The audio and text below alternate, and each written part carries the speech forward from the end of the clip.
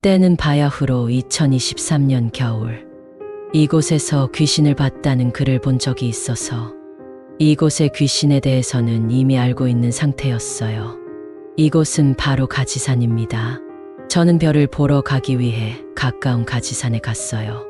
거리는 대략 30분 정도 되는데 별을 보는 입장에서 30분 거리는 완벽히 특혜나 다름없었어요. 이곳은 많은 사람들이 별을 보러 오기도 하는데 관측 포인트는 네 군데 즉 A, B, C, D로 나누어져 있고 우리는 거의 B포인트 구역으로 많이 갑니다.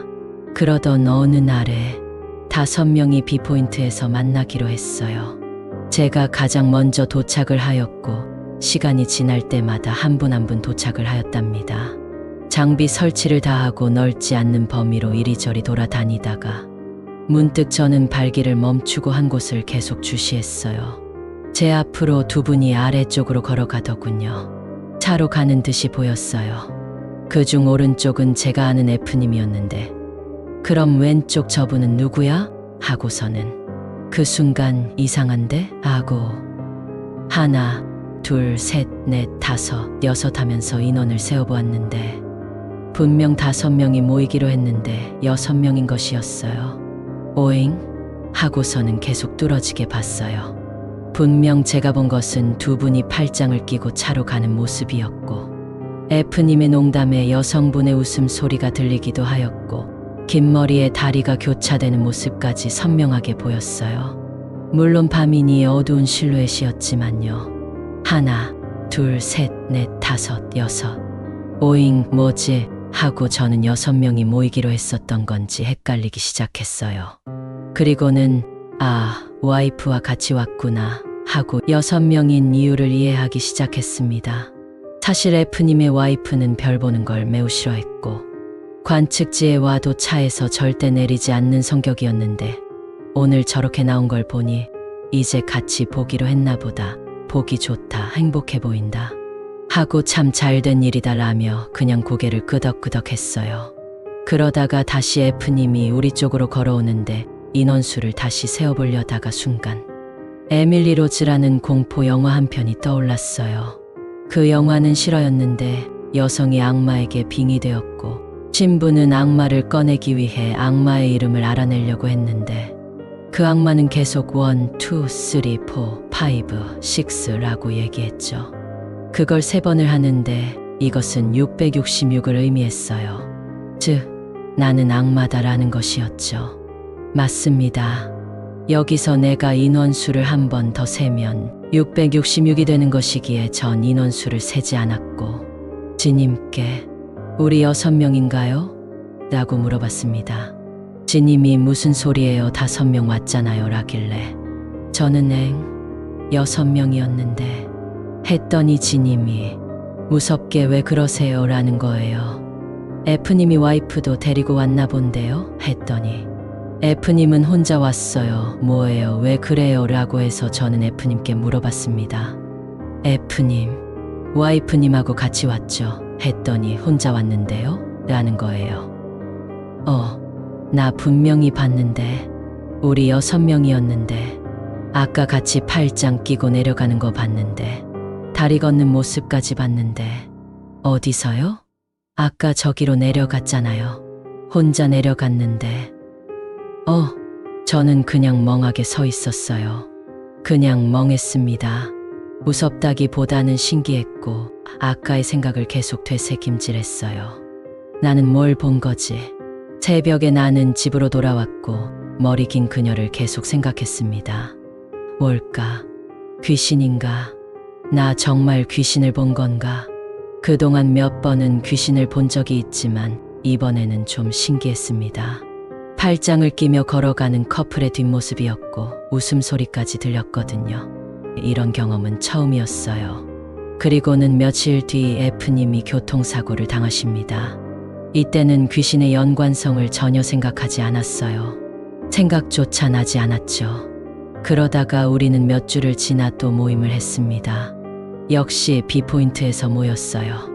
오늘도 제가 먼저 도착을 하고 시간이 지나면서 한 분 한 분 도착을 하였어요. F님이 도착하고서 장비를 내린 다음에 저를 불렀어요.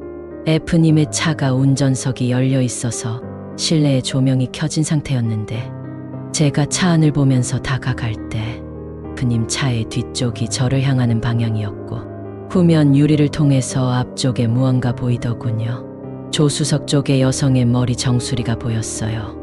너무 명확하게 보여서 두세 번은 본 것 같아요. 그리고 나서 이번에는 정말 같이 왔나 보다 하고 F님과 대화를 나누었고 F님께 저번에 제 경험담 와이프님께 한번 얘기해 주세요. 했더니 저 혼자 왔는데요. 라는 거예요.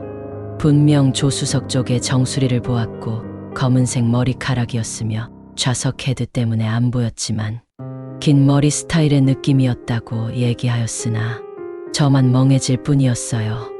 관측하는 동안 계속 생각이 났고 집에 가서도 정수리 모습이 잊혀지질 않았어요. 그런데 F님이 또 교통사고가 납니다. 문득 이런 생각이 났어요. 혹시 연관이 있는 건가?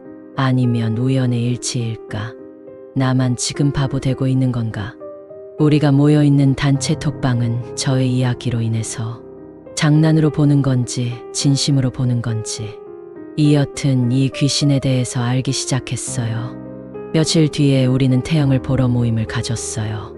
열심히 태양 관측을 한 후에 저녁을 먹으러 식당으로 갔고 여러 이야기를 나누다가 가지산 귀신 이야기가 나왔어요. 저는 또 열심히 설명을 하였고 사람들은 집중 있게 저의 이야기를 들어주었어요. 그런데 한 분이 이렇게 얘기를 해요. 사실 말하지 못했던 일이 있었다. 잘못 본 건가 싶어서 긴가민가 했었다.